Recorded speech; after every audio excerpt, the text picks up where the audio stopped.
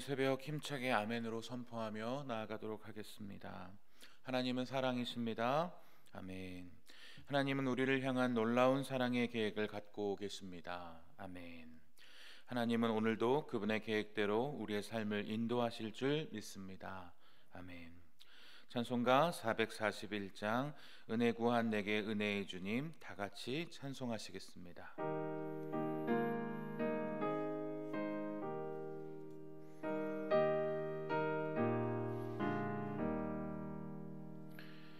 은혜 구한 내게 은혜의 주님, 은사 원한 내게 은사의 주님, 신유 구한 내게 신유의 주님, 나의 마음속에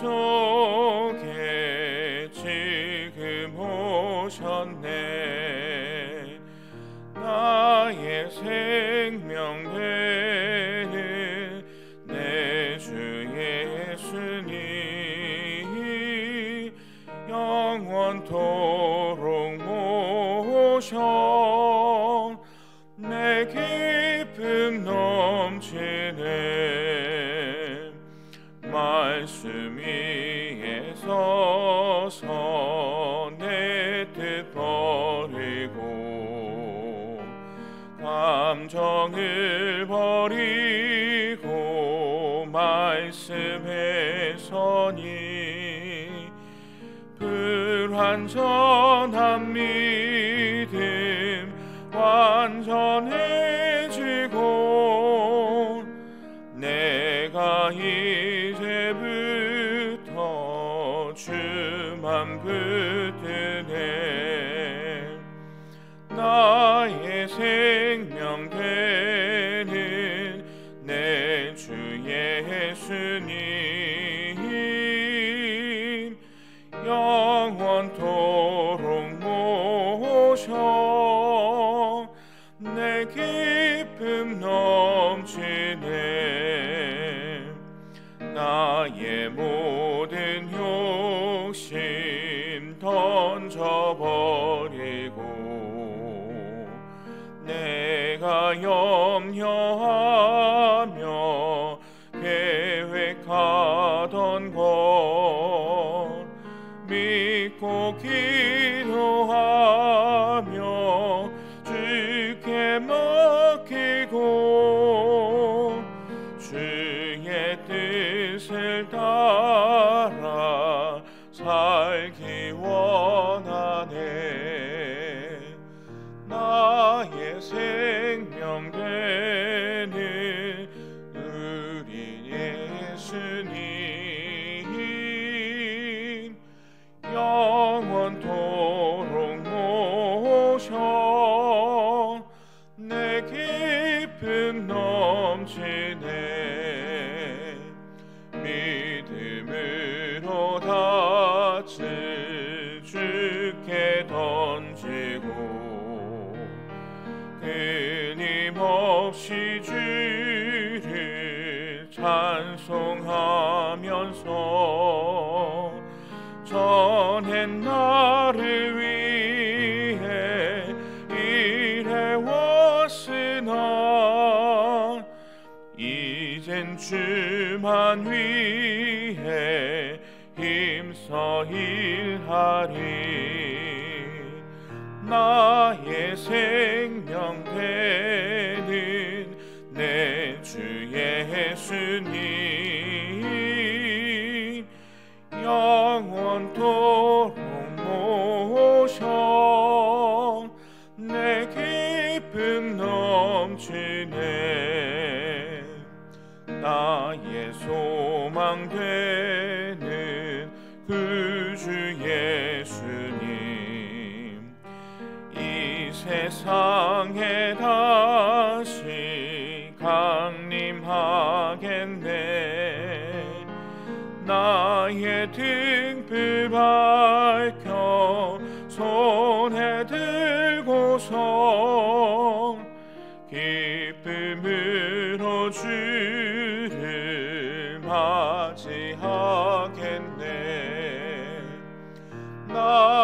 생명 되는 내 주 예수님 영원토록 모셔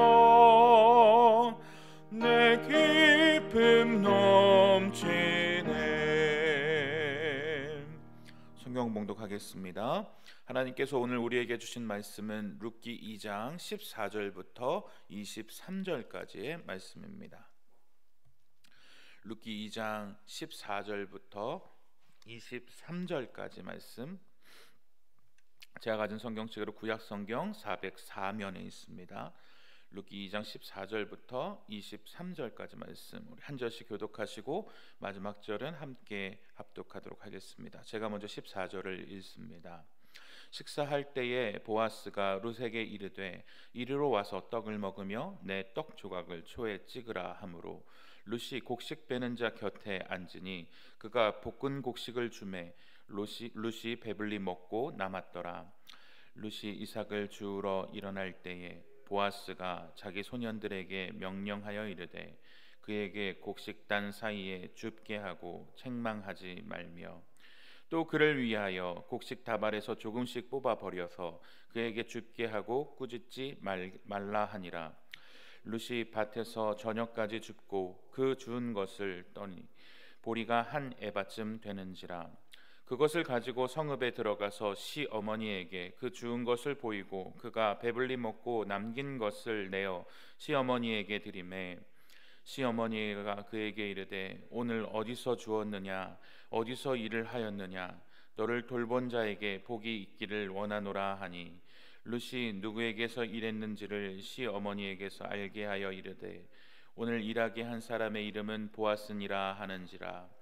나오미가 자기의 며느리에게 이르되 그가 여호와로부터 복받기를 원하노라. 그가 살아있는 자와 죽은 자에게 은혜 베풀기를 그치지 아니하도다 하고 나오미가 또 그에게 이르되 그 사람은 우리와 가까우니 우리 기업물을 자중에 하나이니라 하니라. 모압 여인 룻이 이르되 그가 내게 또 이르기를 내 추수를 다 마치기까지 너는 내 소년들에게 가까이 있으라 하더이다 하니 나오미가 며느리 룻에게 이르되 내 딸아 너는 그의 소녀들과 함께 나가고 다른 밭에서 사람을 만나지 아니하는 것이 좋으니라 하는지라. 이에 룻이 보아스의 소녀들에게 가까이 있어서 보리 추수와 밀 추수를 마치기까지 이삭을 주우며 그의 시어머니와 함께 거주하니라. 아멘. 오늘 하루도 말씀과 기도로 새벽을 여실 때 예비하신 놀라운 은혜가 넘치시기를 축복합니다. 이 새벽 미래까지도 채우시는 은혜를 소망하라 라는 제목으로 하나님의 말씀을 나누겠습니다.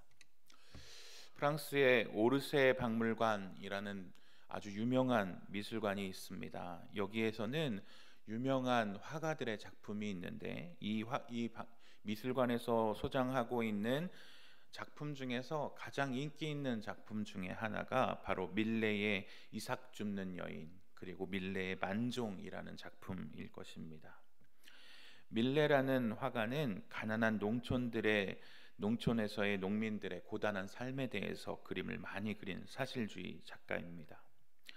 만종이라는 작품은 농사를 짓다가 멀리서 교회에 종이 치면 농사를 중지하고 기도를 올리는 한 부부의 모습을 보여줍니다. 또 이삭 줍는 여인들은 수확을 하고 난 짜투리 이삭이라도 아까워하면서 줍는 가난한 여인들을 통해서 가난한 농촌 사람들의 고단한 모습들을 보여줍니다. 특히 이 가난한 여인들의 모습이 더욱더 인상적인 이유는 이 그림이 성경에서 나오는 룻의 이야기를 모티브로 한 그림으로 알려져 있기 때문입니다. 룻은 가난한 가부였습니다. 고대 근동에서 모든 유산은 남자 위주로 상속되었기 때문에 남자가 죽고 아들조차 없었던 나오미의 집안은 미래가 없는 집안입니다. 유업이 없기 때문에 이 집안에는 희망조차 없습니다. 어머니를 따라 가뭄을 피해서 어머니의 고향 땅에 도착했지만 그곳에서도 호구지책이 막막하기만 합니다. 게다가 젊은 룻은 시모를 봉양해야만 합니다. 그러나 그곳에서는 하나님의 예비하심이 있었다라는 말씀을 토요일에 나누었습니다. 어떠한 예비하심이 있었습니까? 첫 번째로 엘리멜렉의 가까운 친족인 보아스를 만나게 되었습니다. 두 번째로 하나님의 자비하심으로 밭에 떨어진 이삭을 줍게 되었습니다. 세 번째로 보아스로부터 자비를 얻어서 한 장소에서 지속적으로 이삭을 주어도 좋다, 물을 마음껏 먹어도 좋다라는 자비를 얻게 됩니다. 그리고 나서 오늘 본문으로 이어지게 됩니다.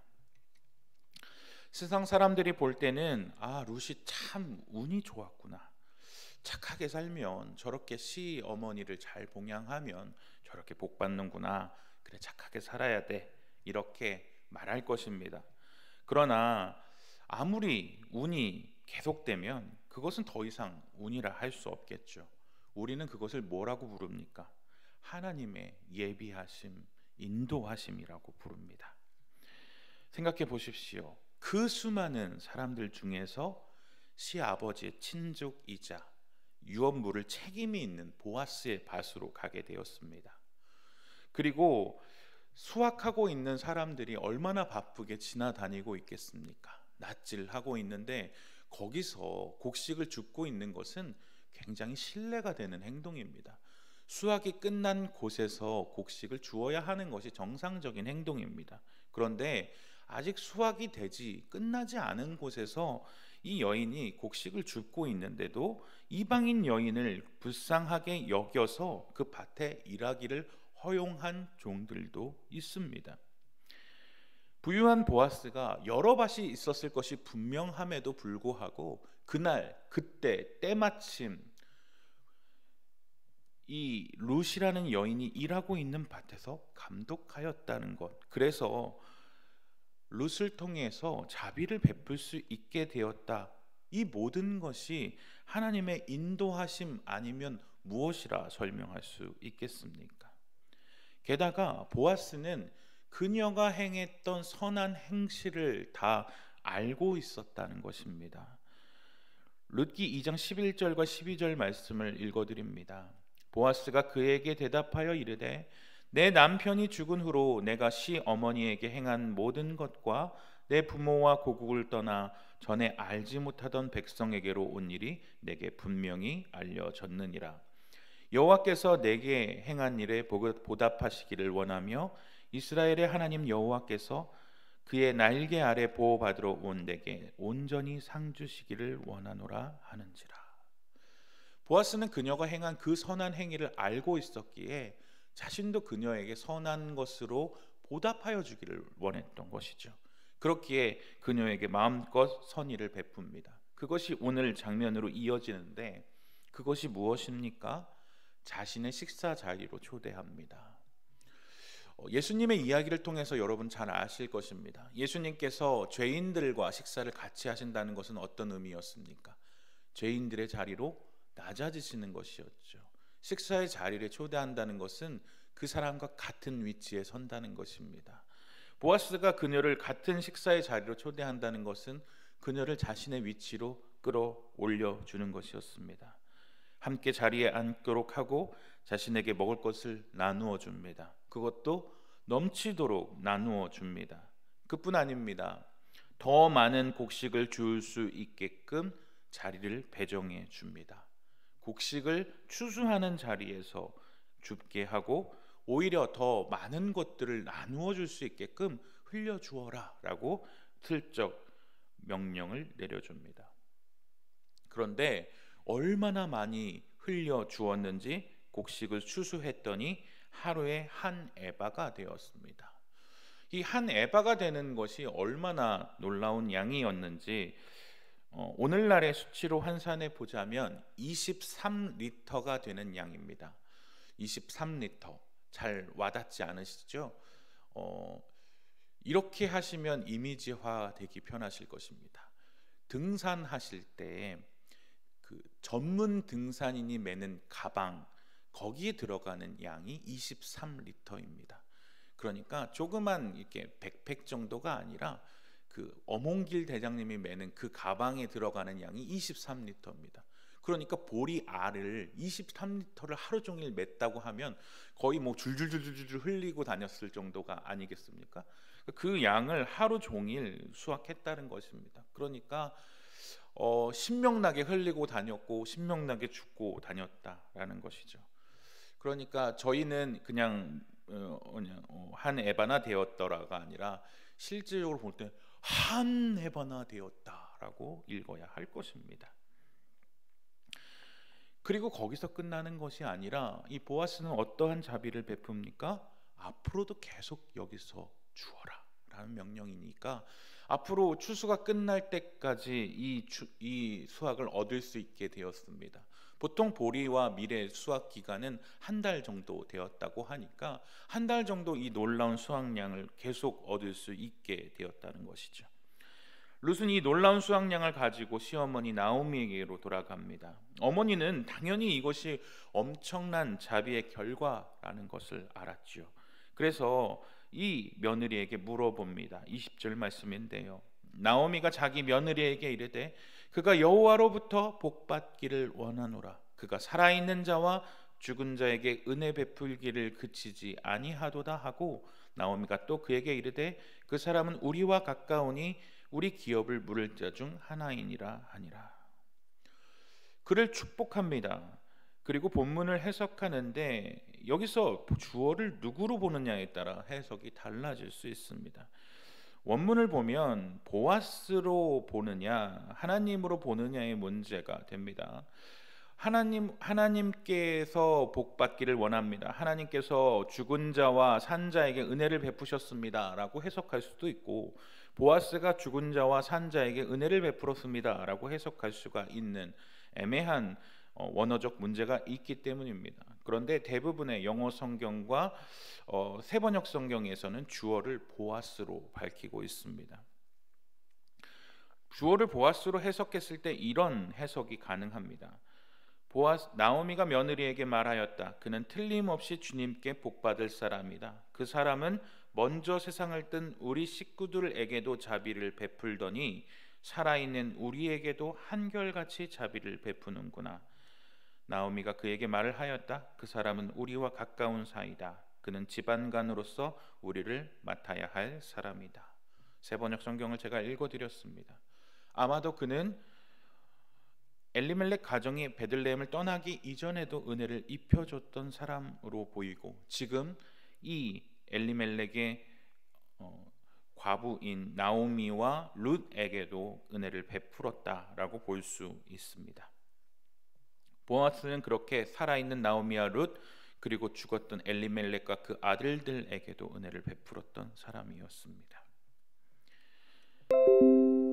나오미가 돌아왔을 때 그녀가 한 이야기를 기억하십니까? 나를 더 이상 나오미라 부르지 마라. 나오미의 이름의 뜻은 기쁨이란 뜻이었습니다. 나를 마라라 부르라. 쓰다, 괴롭다 이런 뜻으로 부르라. 여호와께서 풍족하게 나간 나를 빈털터리가 되어 돌아오게 만드셨다라고 고백했던 장면입니다. 그 장면을 이제 다시 한번 읽어보십시오. 그녀가 빈털터리입니까? 하나님은 그녀를 빈털터리로 내버려 두지 않으셨습니다. 많은 것들을 예비해 놓으셨습니다. 먼저 그녀에게 신실하고 충성된 며느리를 남겨 놓으셨고 그녀에게 추수의 때를 예비해 놓으셨습니다. 보아스를 예비해 놓으셨고 하나님의 자비하심으로 밭에 떨어진 이삭을 줍게 하셨고 보아스로부터 자비를 얻어서 한 곳에서 지속적으로 자비를 받게 해주셨습니다. 더 많은 곡식을 주울 수 있는 자리에서 줍게 하여서 무려 한 에바나 되는 수확물을 지속적으로 얻게 되는 은혜도 얻게 되었습니다. 이방인 여인이었던 룻에게 그러한 자비를 얻을 수 있는 것은 배타적이었던 이스라엘 사람들에게는 볼 수 없었던 파격적인 자비를 주었습니다. 그리고 우리는 역사를 알고 있고 성경을 알고 있는 사람들 아닙니까? 그런데도 과연 하나님께서 그녀를 비어 돌아오게 했다, 하나님께서 나를 빈털터리로 만드셨다라고 원망할 수 있을까 저는 아니라고 분명히 말할 수 있습니다. 그녀는 하나님을 떠나 보이지 않는 세상의 것을 따라갔습니다. 그러나 하나님을 떠나 세상의 것을 따라간 나오미와 엘리멜렉과 같은 자라도 하나님께서는 비어있게 하지 않으시고 그들에게 자비를 베푸시고 그들을 비어있게 만들지 않고 채워주시고 자비를 베풀어 주시는 하나님이십니다. 서두에 밀레의 이삭 줍는 여인을 기억하십니까? 이삭 줍는 여인이 룻을 모티브 삼아서 그려졌다라고 했을 때 오늘의 말씀을 듣고 나서 그 그림을 어떻게 떠올리게 되십니까? 고단한 이삭 줍기로 보이시나요? 신명나게 한 에바의 놀라운 기적을 수확하고 있는 신나는 이삭 줍기로 보이지 않으십니까? 하나님의 예비하심이 있다면 그것은 놀라운 기적의 수확이 될 것입니다. 새롭게 세상 가운데로 힘있게 나아가는 월요일입니다. 말씀을 들고 세상 가운데로 나아가는 날입니다. 어제 말씀을 기억하십니까? 참된 것을 말하며 새 사람을 입은 우리다 라는 말씀을 증거해 주셨는데, 우리가 오늘 하루도 성령을 근심하지 않고 성령의 순종함으로 세상 가운데서 승리하는 오늘 하루가 되어지길 원합니다. 룻과 나오미의 삶에서처럼 늘 보호하시며 섬세하게 인도하셨던 그분께 오늘 우리의 삶을 맡기시면서 주님의 그 자비하심에 힘입어 오늘 하루도 주님의 인도하심 비어있게 하지 아니하시고 섬세하게 우리를 인도하시는 주님께 오늘 하루의 삶도 맡겨드립니다. 우리의 삶을 인도하여 주옵소서. 전적 의탁하며 나아가시는 우리 송원의 모든 영가족들 되시기를 주님의 이름으로 축복합니다. 함께 기도하며 나아가겠습니다. 사랑하는 주님, 오늘도 새벽을 열며 이 자리에 나온 주의 백성들에게 하나님의 말씀을 주시니 감사합니다.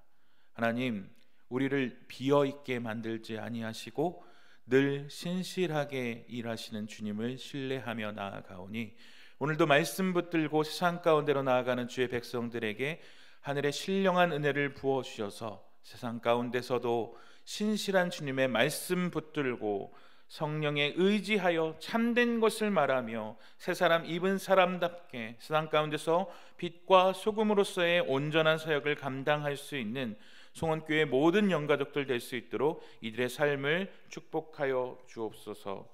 오늘도 주님께 감사하며 예물을 드린 손길들이 있습니다. 이들의 손길들을 기억하여 주시고 하나님께서 하늘의 신령한 것으로 이들의 삶 가운데 역사하여 주옵소서.